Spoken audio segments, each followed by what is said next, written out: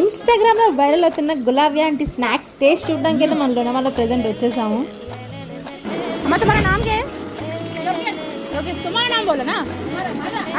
చూడండి గులాబీ ఆంటీ ఎంత క్యూట్ గా స్మైల్ చేస్తుంది. ప్రెజెంట్ ఆంటీ అయితే మన కోసమే కార్న్ పకోడా రెడీ చేస్తున్నారు. ఆంటీ అయితే సూపర్ క్విక్ అనమాట, జస్ట్ విత్ ఇన్ సెకండ్స్ లో రెడీ చేసేసారు. ఆవిడ cheese pakoda and cheese Maggi కూడా బాగా చేస్తారంట. సో మనమైతే చీజ్ మ్యాగీ ఒకటి కూడా ఆర్డర్ పెట్టాము.